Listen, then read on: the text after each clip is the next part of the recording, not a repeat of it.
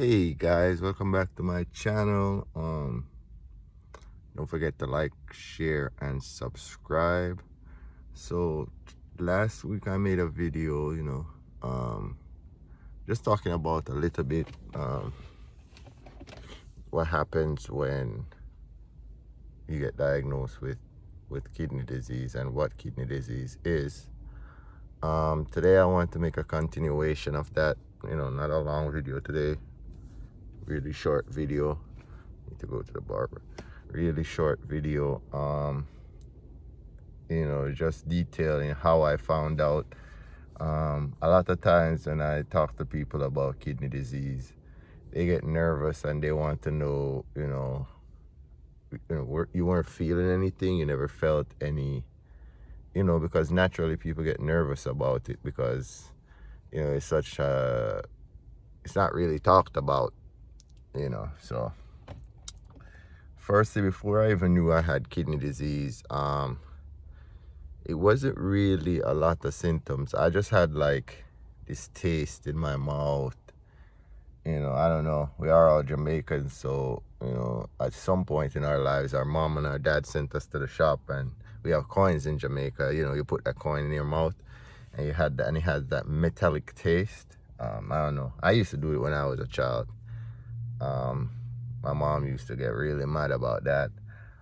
But yeah, that's the taste that I had in my mouth 24 hours a day. Even sometimes now it still happens, on a bad day when the toxins are over the top, and maybe the night before I didn't get adequate dialysis or something. It still happens now, where I get that taste in my mouth. It's awful.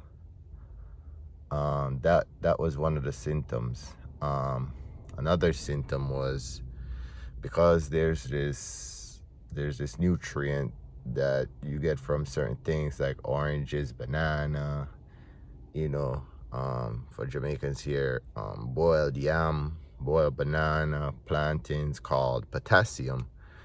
Now, potassium is a nutrient that regulates your heartbeat, so it can't be too low and it can't be too high.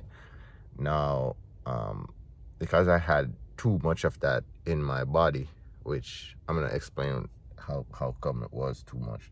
So for a normal person, the amount of potassium that your body will regulate will be between, because you have working kidneys, it will be between 3.5 and maybe 5.56. That would be the measurement, right? Mine was, I think, 27. So that started giving me Charlie horses, as Americans call it. We call it in Jamaica muscle contract. That's when your muscles start to lock up. Most of the times you get muscle contract when you're thirsty, when you want something to drink. Because what your body does is your body starts shutting down, start using things that they think are, you don't really need them no more. So say you're very dehydrated, you're thirsty, you haven't drank any water all day, you've been in the sun running around and you're thirsty. Your body will start pulling the water from your muscles and using it to keep your vital organs hydrated: brain, heart, liver, kidney, stuff like that. So what happened is your muscles start to produce this chemical called lactic acid. So then your muscles start to lock up. Now, I started drinking a lot of water at that point. I'm like, man, I'm getting muscle contract in my sleep. That's not normal. Like, and I understand. I snore, so I sleep with my mouth open. So I do get dry. I get dry mouth, because I'm, opening. My mouth is opening. I'm snoring and stuff like that. So I thought that was what it was. So I started drinking water. I started keeping 4 or 5 bottles of water by my bedside. And by the end of the night, they were finished. Another symptom I had was I had to go to the bathroom 7, 8, 9, 10 times per night. I would be getting up to go to the bathroom 7, 8, 9, 10 times. And it would be the same thing in the day. I wasn't a service manager at the time. I wasn't a manager at the time, so I wasn't working in the office. I was working in the field.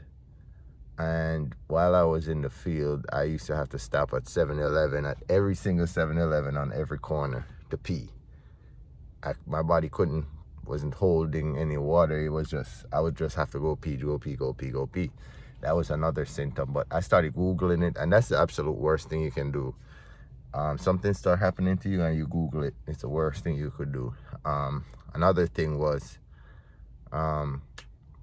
whenever I drank water, it would have this sweet taste. You know, I didn't know what it was. I start buying those things, laxagens, those things that for dry mouth. And I thought I had a dental infection or something. So I was like, okay, buy some laxagens. These will keep my mouth hydrated. My mouth was dry, whatever. So anyway, long story short, I go to urgent care. And I go to urgent care. They hold on to me. They're like, okay, you're going to need to stay here for at least an hour, because right now we're looking at to send you to the hospital. And I'm like, why? Yeah, because your blood pressure is 200/115. I'm like, what? They're like, yeah. I didn't feel lightheaded. I didn't feel dizzy. I didn't feel anything, you know. But my blood pressure was 200/115. You know, and then the doctor was like, you know, a lot of times when people go to the hospital, you know, that happens. You know, it's just you come into the hospital, you're probably nervous, whatever. By the way, you like my shirt? Yeah, it's my new thing. I have a bunch of these that say different stuff, so maybe start wearing these more, just for awareness purposes. Anyway, yeah, they said they probably will have to hold on to me because they don't understand why my blood pressure is that high, you know, and I'm so young. You know, I've been through a lot over the past 5 years, you know, so, you know, it is what it is. Anyway, he prescribed some pills, and said, okay, you're gonna stay here for an hour, and then you go straight to the pharmacy and pick these up. We already sent in the order for them. At that point, I was sitting in a room. A nurse came in every 15 minutes to check my blood pressure just to see if it was fluctuating. Anyway, the doctor made a judgment call, and he said, you know what, I feel like with this medication, you know, you will be able to go home, take the pill, and you'll be fine. We're waiting for your blood results and stuff. So anyway, I did a urine sample, and he told me what I knew since 2014. Because every time I went to the doctor, I had this thing called proteinuria, which is where, you know, protein escapes from your kidneys. The molecules are too big for your kidneys to block them, because at this point, when your kidneys become damaged, they shrink. So anyways, they ended up telling me in 2014, when I was having those issues, when I went to the doctor and, you know, whatever, I was probably in stage 2 of kidney failure, because it goes in stages. You don't just get kidney failure. You go into chronic kidney failure, stage 1, stage 2, stage 3, stage 3A, 4, 5. That's when you have to go on dialysis, 4 and 5. Your kidneys will repair themselves if you change your diet when you're in stage 1 to 3A. Once you go past there, they're saying it's nothing you can do to change the outcome. You're gonna go into chronic kidney failure, renal failure. So if you're stage 1 to 3, you know, don't panic. You know, if you have blood pressure issues, take your medicine. If you have diabetes, take your medication, change your eating habits, you know, try to find a dietitian. I know if you don't have insurance, it's expensive, but try to, you know, go on the Davita website. They will give you good ideas on how to stay healthy. They have great recipes on there, you know, not plugging Davita, but yeah. And you know, yeah, so that was that. So anyway, he ended up sending me home. I went home, got something to eat, took my medication, still felt awful. Laying down still felt awful. Now I took the day off from work, which I normally don't take a day off from work. I work right through. I just recently started working only 5 days. I normally work 6 days a week, because that's, it is what it is. So I went home, took the medication, still felt awful. Laying there, went to CVS, bought me a blood pressure monitor, started monitoring my blood pressure. It wasn't coming down. Of course, the dosage of the pill that he started me out on was way too low, because he started me out on this pill called nifedipine, and I think it was like 20 milligrams, baby stuff. So, that did not really have an effect on the medication. So anyway, I was thinking about setting up an appointment with a primary care, because I've had primary cares over the years, but I've never really kept them. I kind of bounce around. It's either they go out of business, or they move to an area that I don't want to go so far or whatever. So anyways, the next day I get up and still feeling awful. I go to work because I didn't have enough days to take off. Anyways, I get a call about I started feeling weak all of a sudden. Get a call about 9:30, 10 from the urgent care, and she doesn't say much. She just says, "Is this Mr. Bailey?" I said, "Yeah, this is Mr. Bailey. How are you doing?" Expecting for her to give me some news. She did give me some news. She was like, "Whatever you're doing now, Mr. Bailey, I cannot explain because of OSHA rules or whatever. I cannot give you any information over the phone. Do not come back to the urgent care. Right now, if it's possible, drop whatever you're doing and go to the emergency room." The hell, do I have COVID? So I'm like, yeah. At this point, it sounded really serious. I was starting to hope I had COVID. I'm like, yeah, I hope it's COVID. I really do, because I can't take nothing more than COVID right now, even though COVID killed people. But I wasn't feeling any symptoms, anything. That's all I was feeling. So anyway, I get to the hospital. She gives me a number that doesn't work. I had to find a number. I get to the hospital. I get registered. The nurse is like, "Oh, what are you here for?" And I told her, I honestly don't know. This is the number to the urgent care I went to. She just told me, drop whatever you're doing, go to the hospital. That was September 17th. So anyway, I ended up at the hospital. They take my blood pressure. It's still high. It's about I think it's about 175 over 117, somewhere there. But the bottom number is starting to come up. So that's when I started having like a really bad headache, sensitivity to light kind of headache. And they were like, "Oh my God, we have to get your blood pressure down. How long has it been this way?" I said, "Well, this morning when I checked it, it was fluttering, around the high and the low. It was about 141 over 84, which anything under 140 and 80 and anything under 80 is good. It's good blood pressure." So anyways, they put me in a room. They tell me to sit here. They call the urgent care. All of a sudden, I'm in a wheelchair, being wheeled into an emergency room on the first floor of the hospital. They put me in a room. They tell me lay down. They tell me relax.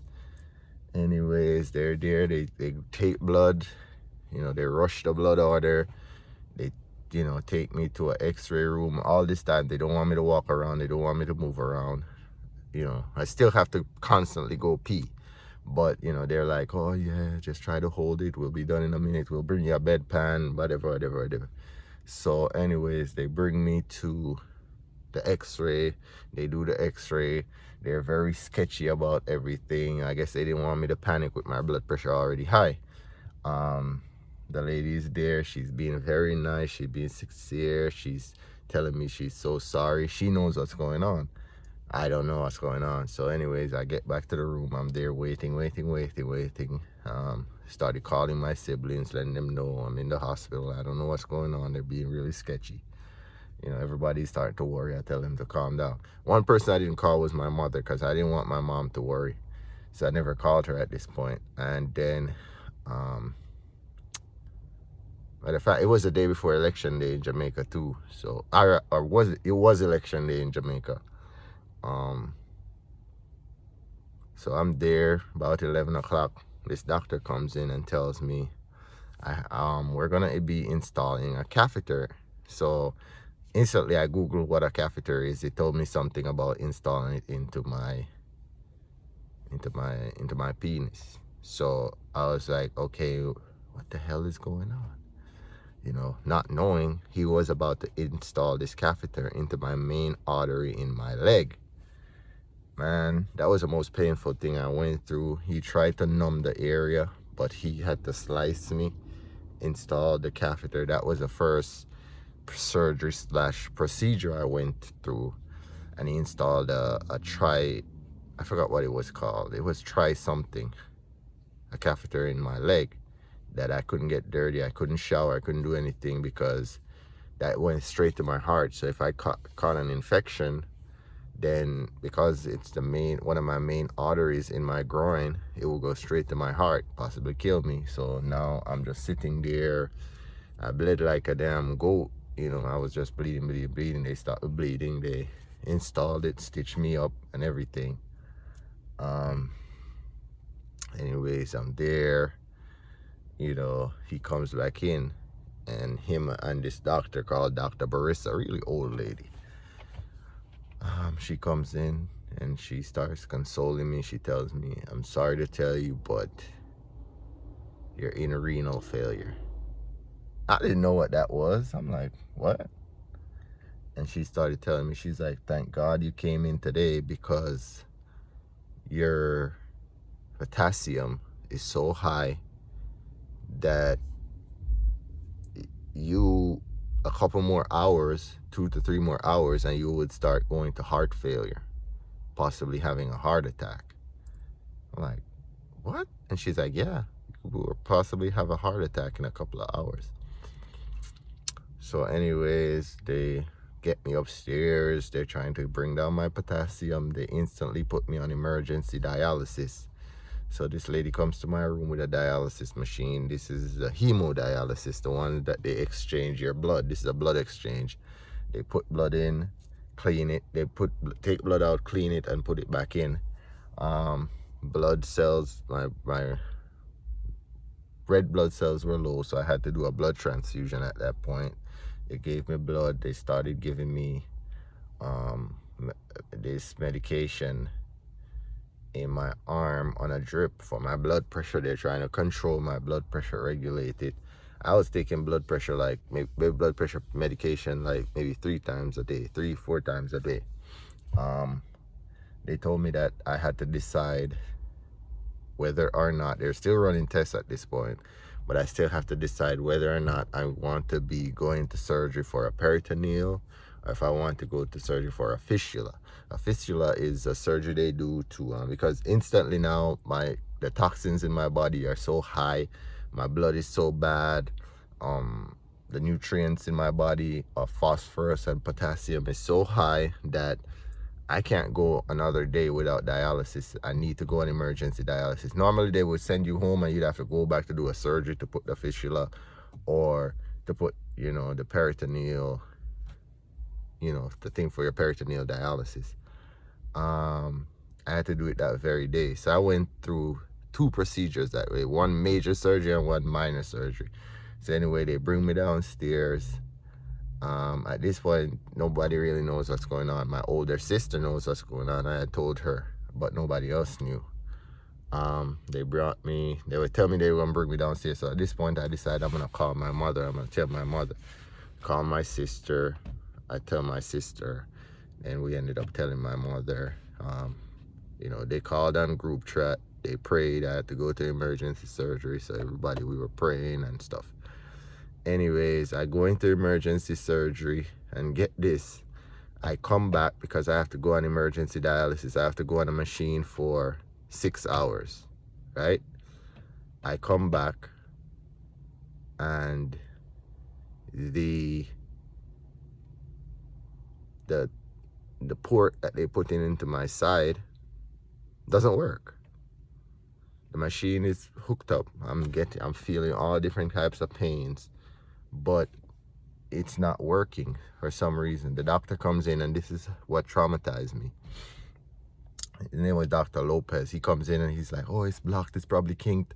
I have to do something for it. Now, this is where it is. It's right there. Insert it in there. I gotta keep it covered. And he pulls on it. And I mean, I tell you that I saw heaven when he pulled on it. And man, that was the worst part of being in the hospital. I was in the hospital at this point for about maybe 9 days, 8 days, 9 days. But that was the first day I was in there. I went through 2 surgeries the first day. And after I finished the second surgery, the doctor was like, oh my God, you're so strong. I think you're going to be a great candidate for transplant because your body reacted very well to the anesthesia. Now, one thing with the anesthesia, I have to mention.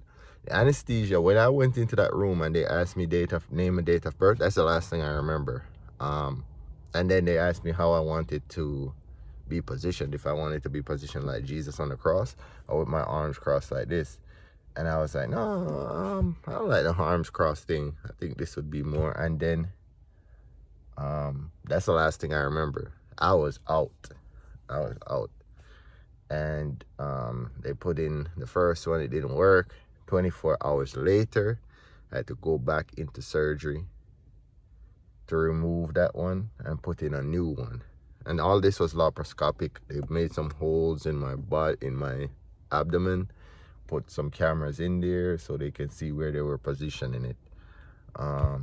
They put in the second one. The second one was working great. I was in the hospital getting dialysis. About a day and a half later, they tried to send me home. I'm like, I'm not ready to go home. This is all new to me. I don't know what's going on. I just don't feel right going home yet. So I'm just gonna take a couple more days to be here and to just get comfortable with everything. Don't forget to like, share. I'm gonna stop right here. I'm trying to upload these every 7 days because I'm super duper busy at work, just so that I can give somebody an inside look into my journey, because I was Googling so many things in the hospital. I could not find a step-by-step thing of somebody's journey. So I hope this really helps somebody out there. I'll upload this in 7 days, just so you guys can see what I went through, dealing with kidney disease. Don't forget to like, share, and subscribe. One share could really help somebody out. Somebody could watch this video. Somebody could be going through this new. I'm telling you, the mental strains of kidney disease is worse than the physical. And the physical is terrible, but the mental part of it is terrible. So, as I said, like, share, subscribe. You don't even have to subscribe, or as long as you share so somebody can see this, see what is going on. They're going through it, and I can give them a detailed look into what it is living with chronic kidney disease, CKD. Thank you. Bye.